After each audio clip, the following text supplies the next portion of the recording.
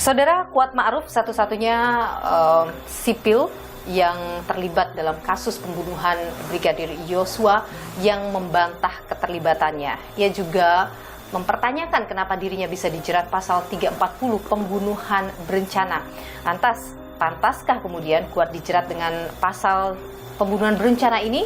Seberapa kuat juga peran Kuat dalam pembunuhan Brigadir Yosua? Kita bahas bersama dengan pakar hukum pidana Universitas Padjadjaran, Profesor Romli Atma Sasmita. Prof. Romli, sehat selalu? Alhamdulillah. Terima kasih sudah bersama Niluh. Prof, kalau kita lihat fakta persidangan yang muncul, beberapa hal yang dilakukan Kuat itu disebutkan sebagai bagian turut membantu pembunuhan berencana terhadap Yosua. Salah satunya ketika di Duren 3, ia menutup pintu, menutup tirai, menutup jendela. Apakah peran-peran yang seperti itu bisa disebut sebagai ikut terlibat dalam sebuah perencanaan pembunuhan, Prof? Kalau saya lihat ya, dengar gitu dari dakwaan, bukan di situ. Itu pelaksanaan dari perencanaan. Perencanaannya waktu mereka berempat ada di rumah satu lagi. Di rumah Saguling? Iya, di situ kan dibicarakan, nanti lo nembak gue bantu kawal, segala macam kan. Terus pelurunya disiapkan, malah Putri ngambil peluru kan. Perencanaan sendiri ya, menurut hukum kan sudah banyak dengar dah. Seseorang itu ada niat melakukan suatu kejahatan, dia sudah ada niat, sudah merencanakan dengan cara dia merenung dulu, memikirkan dulu kan akibatnya, mau jadi apa enggak. Ya, setelah itu dipersiapkan alat-alatnya, alat bantunya apa, peluru dan sebagainya, dengan apa. Terus sudah di setel ya, diatur Kuat lu nanti jaga kan gitu, bawa pisau segala macam. Itu perencanaan semua. Sekarang kalau melihat peran Kuat ketika di rumah Saguling, Prof, kemarin dalam persidangan CCTV di rumah Saguling dibuka, Kuat Ma'ruf nampak naik ke lantai 3 bersama dengan Putri Chandrawati. Kalau dari CCTV itu hanya 3 menit, Prof, dia ada di sana. Apakah dengan fakta itu bisa dibuktikan bahwa Kuat Ma'ruf ini terlibat dalam proses perencanaan saat di rumah Saguling itu? Kalau menurut saya enggak. Kalau mereka berdua ke atas itu mungkin kebiasaan mereka begitu. Begitu gampangnya naik berdua, padahal ada orang lain di sana di rumahnya. Berarti udah biasa. Bukan melakukan satu perencanaan di situ. Meskipun pada saat itu misalnya ada terlihat Putri melambaikan tangan seperti memanggil Kuat. Yang ada masalah itu, artinya itu kebiasaan. Setelah turun, Kuat juga ikut naik mobil dan menuju ke rumah Duren 3 TKP pembunuhan. Itu juga Anda lihat apakah bisa membuktikan bahwa Kuat itu terlibat dalam perencanaan itu? Ini ya, kalau namanya pidana itu ada orang yang melakukan, ya kan? Ada orang yang menyuruh, ada yang ikut serta, ada yang membantu. Kuat tuh di situ hanya membantu kalau saya lihat, membantu merencanakan pembunuhan. Bukan dia merencanakan, bukan dia turut serta. Kalau turut serta kalau orang turut serta nih gue ikut, gue ikut. Memang nih orang gue benci pengen bunuh gitu. Nah, nggak ada tuh. Hanya membiarkan, kan takut. Dia biarkan, nggak mencegah kan takut sama bos kan gitu. Kalau saya bilang Kuat, ya kan, si Ricky Rizal itu perbantuan. Jadi dia tidak bisa dijerat 340, Prof? Bukan, nggak bisa sebetulnya. Kalau turut serta kemungkinan bisa, kemungkinan tergantung dakwaan, bukti-bukti yang diperoleh selama sidang ini kelihatan.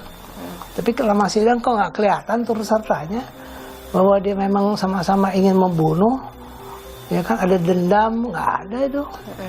Hanya dia takut melaksanakan tugas, takut sama atasan. Ketika misalnya ia memanggil Yosua di Duren 3 dari luar, membawanya ke dalam, kemudian sampai terjadi pembunuhan itu juga tidak bisa membuktikan seseorang ikut dalam proses tadi, Prof? Kembali ke siapa yang nyuruh. Yang nyuruh si Sambo. Dia orang yang disuruh. Orang yang disuruh itu tidak bisa diminta pertanggungjawab. Apalagi ada hubungan atasan bawahan kan. Nah ini makanya nih, Bapak juga nggak tahu apakah jaksa kelihatannya sih ngotot 340 hampir semuanya yang benar. Iya, 5 terdakwa 340. Yang benar.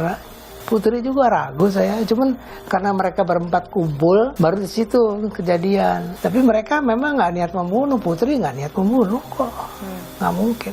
Bagaimana dengan misalnya Richard Eliezer yang sudah pegang senjata? Kalau itu lain, dia kebetulan ya nasibnya bagus. Dia LPSK memberikan status justice collaborator. Kalau LPSK nolak, kena dia. 340. Ya iya, dia nembak kok. Kemarin tuh di sidang logika yuridis, tapi belum dibahas patut enggaknya. Patut enggak perintah seperti itu. Seorang jenderal, bener jenderal, tapi kok perintahnya membunuh orang, membunuh ajudan malah harus dilaksanakan enggak? Kenapa enggak nolak? Gitu kan, ini pertanyaan-pertanyaan yang belum dijawab. Dan ketika ada relasi kuasa, Prof, maka orang itu tidak bisa dimintai pertanggungjawaban atas peristiwa Ya, itu. karena diperintah dan ada jabatan yang memerintah. Jadi ini yang harus dipertimbangkan oleh hakim, hati-hati, karena jangan-jangan orang yang tidak bersalah sebetulnya, ya logika yuridisnya sepertinya bersalah kan, nembak kok, berarti kepatutan jadi masalah. Tapi ketika misalnya ada peran kuat di situ, misalnya ia menjadi orang yang mendesak Putri untuk melapor ke Verdi Sambo sampai muncul kemarahan, dia akhirnya juga ikut terlibat dalam kasus ini.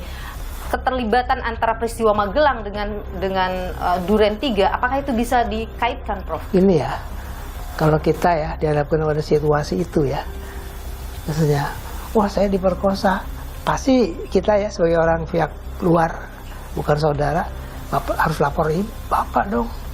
Jangan nanti ada masalah di kemudian hari, duri dalam daging itu, dalam rumah tangga. Itu bahasa yang biasa kalau kita menghadapi sesuatu. Tapi dia tidak menyangka akan akibatnya sefatal itu gitu. Jadi tidak ada yang mengarah bahwa ada niatan penghilangan nyawa itu dari Kuatma'ruf. Si Ricky juga enggak. Kasus ini kan sebenarnya dipermasalahkan oleh pihak Verdi Sambo karena banyak hanya mengacu pada satu keterangan, yaitu keterangan Richard Eliezer yang disebut sebagai justice collaborator. Ini yang kemudian selalu jadikan senjata oleh pihak Verdi Sambo, bahwa satu keterangan ini tidak bisa digunakan untuk membuktikan satu peristiwa pembunuhan berencana. Ya, Anda bagaimana, Prof, melihatnya? Kalau saya melihat kan banyak saksi, banyak keterangan dari saksi-saksi. Dan yang paling sulit ya, tanda tanya, saksi-saksinya orang-orang dia juga, teman saksinya orang luar sih paling membantu, yang perempuan sih kuat, selebihnya orang-orang situ juga. Jadi memang agak sulit nih jaksa ya menyesuaikan keterangan satu dengan satu lainnya. Tapi yang jelas ada orang mati, dia yang nembak, itu jelas. 4 orang ada di situ semua, jelas terjadi pembunuhan, sempurna evidence, tambah si Putri 5. Nah kalau yang namanya keterangan Eliezer, menurut saya nggak membantu banyak. Anda tidak melihat keterangan Eliezer bisa?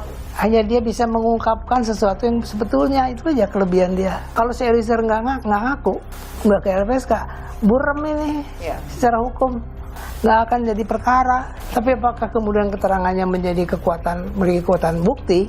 Belum tentu, belum. Dari fakta-fakta yang muncul, persidangan yang berjalan, Anda merasa cukup kuat untuk membuktikan 5 terdakwa ini terlibat pembunuhan kemarin berencana? Sidang terakhir itu kan masing-masing udah mau, karena sidang mau menanggal tuntutan. Ya. Itu hakim susah payah itu memeras pengakuan gitu. Sampai hakim bilang kamu bohong, nggak boleh. Hakim kamu juga bohong ya, kamu tuli ya. Iya. Hakim juga sempat menyebutkan bahwa saya tidak butuh pengakuan. Saya selalu katakan saya tidak membutuhkan pengakuan. Tapi karena saudara di sini disumpah, tolong ceritakan apa adanya. Nah, apalagi nggak boleh ngomong gitu. Hakim tuh nggak boleh. Saya juga kaget, berani betul. Harusnya jaksa, itu pekerjaan jaksa, neken terus gitu. Apa yang Anda baca dengan hakim bersikap seperti itu? Kewalahan lah menurut saya. Untuk membuktikan 340 Iya. kepada 5 tersangka terdakwa, maksud saya. Menurut Anda hakim masih belum yakin bahwa mereka terlibat 340? Sampai kemarin sidang nggak yakin deh, hanya yakinnya satu, semua bohong gitu aja. Hakim bahkan melakukan sidang di TKP pembunuhan. Nah itu untuk meyakinkan keterangan semua itu, dia nggak percaya. Kamu di mana berdiri, kamu di mana kan gitu.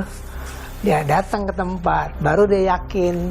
Oh si Kuat di sini, si Richard Ricky Rizal di sini, bohong. Dia bilang nggak tahu. Tidak melihat. Nggak melihat, makanya buta tuli apa kamu. Nah dengan TKW kemarin tuh meyakinkan, memberikan keinginan pada hakim bahwa memang ini persekongkolan. Ya mungkin dari situ hakim bisa dapat keterangan bahwa keterangannya bohong, yang betul-betul kamu tahu tapi pura-pura nggak tahu. Jadi artinya apa? Kalau saya tahu, pura-pura tidak tahu, saya mendukung si FS kan, betul nggak? Kalau mendukung dianggap turut merencanakan, gitulah kira-kira. Jadi Prof, menurut Anda Ferdi Sambo bisa divonis dengan 340, tapi 4 terdakwa lain belum tentu bisa. Ya, nggak bisa. Kuat Ma'ruf pun tidak bisa. Enggak. Kalau toh bisa dibisa-bisain aja tapi dengan hubungan relasi kuasa menjadi lebih ringan jadinya. Oke. Ya kalau ringan dari perencanaan nggak bisa ya 338. Karena kita mengacu pada keyakinan hakim dalam mengambil Ya, vonis. itu. Bagaimana Anda melihat akhir dari persidangan? Ya justru di situ saya menunggu itu gimana putusannya. Gimana pertimbangan? Penting pertimbangannya nih. Bisa kelihatan nanti hakim bohong apa enggak, mampu apa enggak. Kayak lagi ini pekerjaan berat bagi hakim kalau analisa Anda. Terus saya yakinnya. Nasib orang loh ini. Ya. Nasib orang loh. 15 tahun tuh boleh. 15 tahun, 20 tahun itu lama. Ini menjadi ujian bagi hakim, Prof? Ya. Enggak, bukan bagi hakim, bagi sistem peradilan. Buat saya ujian besar ini. Kasusnya besar, signifikan, belum pernah ada dalam sejarah masalah perselingkuhan menjadi masalah nasional, ya kan? Jadi ini sekali lagi adalah ujian bagi sistem peradilan kita di Indonesia dari kasus Sambo ini. Profesor Romli Atmasasmita, pakar hukum pidana Universitas Padjadjaran. Terima kasih sudah berbagi informasi di Nilo, Prof. Sehat selalu.